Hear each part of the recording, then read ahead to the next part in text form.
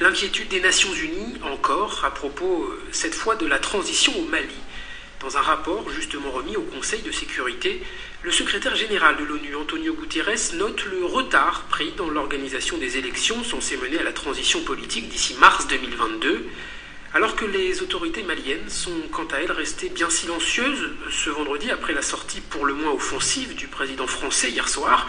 Emmanuel Macron a en effet parlé de honte en qualifiant les accusations d'abandon lancées par le Premier ministre Choguel Maïga samedi devant les Nations Unies.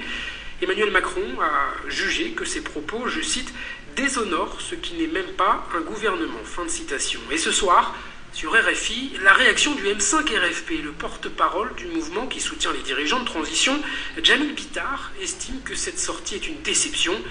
Et selon lui, les Français sont désormais des ennemis voilés qui doivent quitter le Mali. Écoutez Djamil Bitar.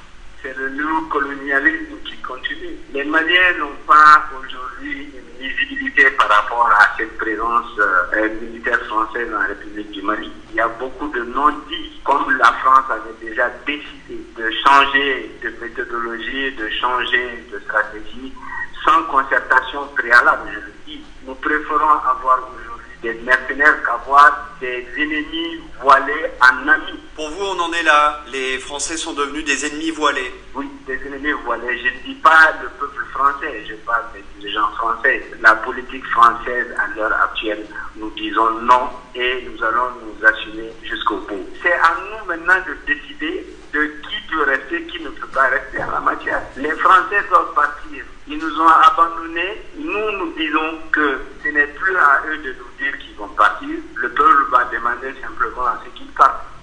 Djamil Bitar, le porte-parole du M5 RFP, contacté par